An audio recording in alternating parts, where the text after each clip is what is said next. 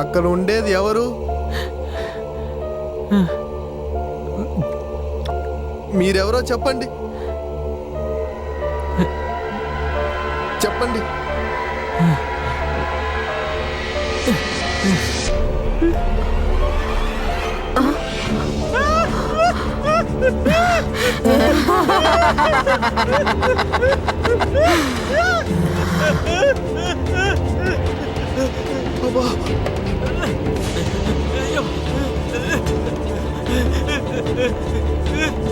కాపాడండి, కాపాడండి. అయ్యో అమ్మా.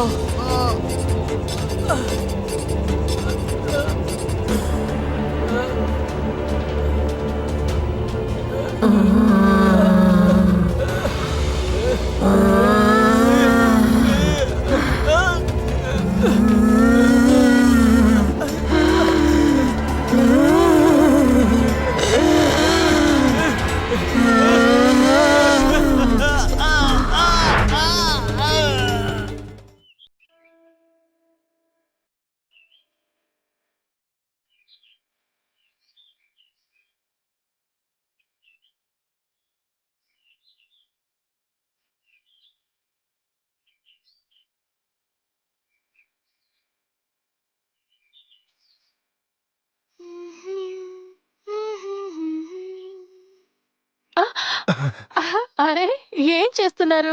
వదలండి, ఎవరైనా చూస్తారు. లేదు. అరే వదలండి. కుదరదు. నన్ను వదలమని చెప్పానా? నా ఇంటికి మామూలుగా ఎవరు రారు. ఎవరైనా శవాన్ని కాలవాలంటేనే నన్ను చూడ్డానికి ఇక్కడ దాకా వస్తారు. నాకు అర్థమవుతుంది. ఇప్పుడు మీరు పనికెళ్తారా? ఇంకా ఈ ప్రేమంతా నైట్ వచ్చి చూపించండి, సరేనా? అది సరే గాని మీరు నా మీద ప్రాణాలు పెట్టుకున్నారు కదా. అది సరే, నువ్వు నా మీద ఇష్టంగా లేవా ఏంటి? చెప్పు చెప్పు.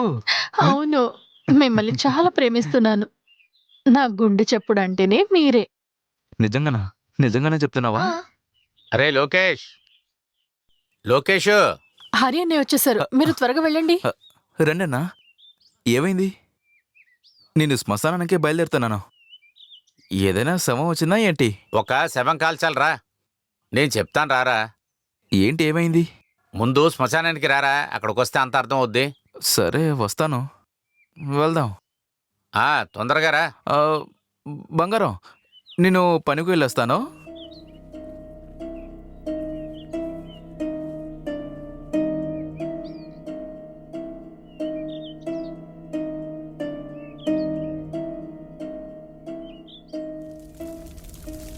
ఏ శేఖర్, చెప్పండి అన్నా. శవాన్ని సరిగ్గా కాల్చు.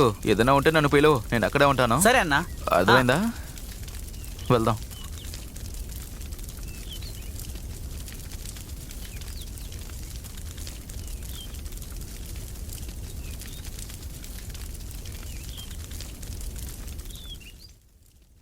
ఆ శవాన్ని చూసావు కదా, దాన్నేదో ఒక మృగమే కొట్టిందంట. కానీ పోలీసులు ఎవరో మనుషులు చేశారనే సందేహపడుతున్నారు. మృగం కాదంట. విచారణ ఇప్పుడే స్టార్ట్ చేశారు. అలాగైతే హత్య. ఎవరో ఒకరు హత్య చేసి ఇక్కడ వేశారు. అది కాకుండా వాడుకున్న ఘాట్లు వీడికి కూడా ఉందే. అది సరే, ఇంకా నీకు అర్థం కాలేదా? ఇది మృగం చేసిన పని కాదురా. ముందు పక్క ఊర్లో జరిగింది, ఇప్పుడు మన ఊర్లో జరిగింది. కానీ ఇవన్నీ మన ఊర్లో ఎవరు చేస్తారు? అది కాకుండా ఇవన్నీ చేయటం వల్ల అసలు ఏంటి ప్రయోజనం? ఒకవేళ ఇదంతా చేస్తుంది ఎవరైనా మనిషా, లేక వేరేదైనా అయి ఉంటుందా? ఒకవేళ మనిషి అయి ఉంటే మెడ భాగంలో ఇటువంటి గుర్తు ఏమైనా ఉంటుందా? కానీ అది ఒక మృగం చేసిన పని అయితే చనిపోయిన వాడి సిచ్యువేషను చాలా మోసంగా ఉండుంటుంది. అది కాదంటే ఈ ప్రేతాత్మలు దెయ్యాలు భూతాలు అటువంటివి ఏమైనా అయి ఉంటాయి. అరే ఏం మాట్లాడుతున్నారు మీరు? నేను రాత్రి పగలు శవాలతోనే పనిచేస్తున్నాను. నిజంగానే ఈ భూతాలు దెయ్యాలని ఏమీ లేవు. ఒకవేళ నిజంగానే దెయ్యాలు భూతాలు ఉంటే నాకు తెలియకుండా ఉంటుందా ఏంటి? అరే ఈ లోకంలో ఇటువంటి విషయాలు చాలా జరుగుతాయి. ఇటువంటివన్నీ మన ఇద్దరికీ అర్థం కానివేరా. వీటన్నిటికీ బదులు ఒక అతను ఇవ్వగలడు. ఎవరు? మీరు ఎవరి గురించి చెప్తున్నారు? అతను ఒక పూజారి. మనం అతను చూడటానికి రేపు వెళ్ళాలి.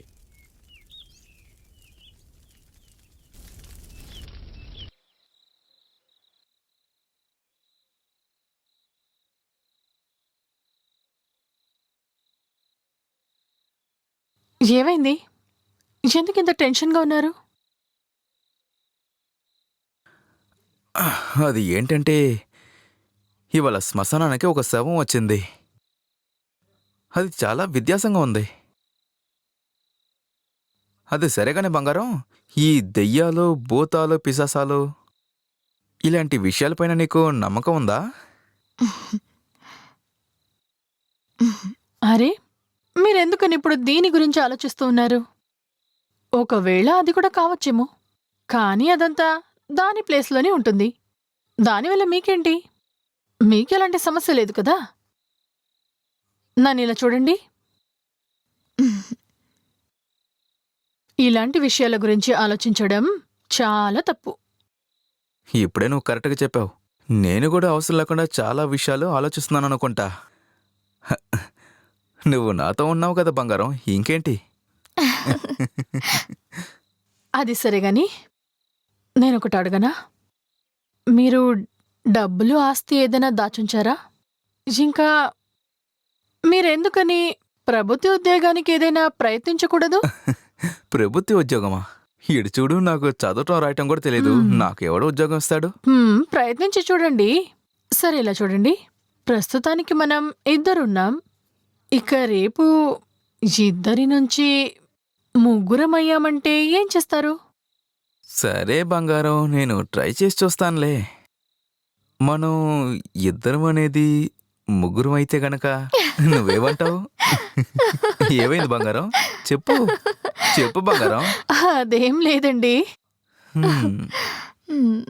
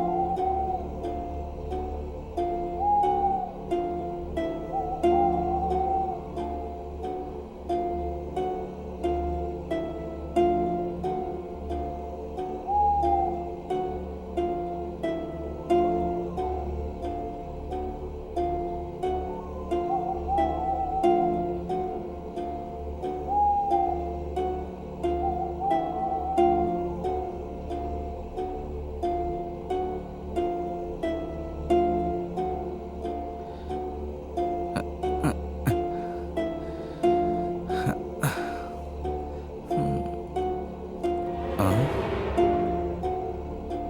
ఆ? బంగారం,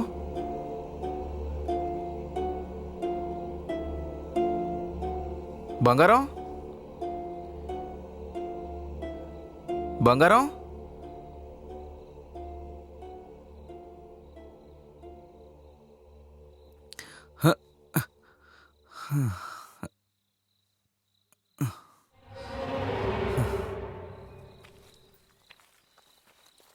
అరే, ఈ అర్ధరాత్రిలో నువ్వు ఎక్కడికి వెళ్ళొస్తున్నావు? అదా, హఠాత్తుగా ఒక శబ్దం వినిపించింది. అదేంటో చూసి వెళ్దామని వచ్చాను. ఒకవేళ దొంగ అయి ఉంటాడేమో, అందుకే అటువైపు వెళ్ళాను. ఇలా అర్ధరాత్రిలో ఎవరైనా వెళ్తారా? గ్రామంలో ఏం జరుగుతుందో తెలుసు కదా. నేను లేపుండొచ్చు కదా, నేనైతే వచ్చావును కదా. పద. అరే ఏంటండి ఇది? దీనికి ఎవరైనా ఇంత కోపడతారా? ఇలా చూడండి, మీరు నా మీద ప్రాణాలు పెట్టుకున్నారు కదా, అందువల్ల నాకెప్పుడు ఏమీ జరగదు. అయినా కూడా పర్లేదు, నువ్వు అటు పక్కనంతా వెళ్ళకూడదు సరేనా? సరే, వెళ్ళను. నాకు బాగా నిద్రొస్తోంది. మనం వెళ్దామా? పద.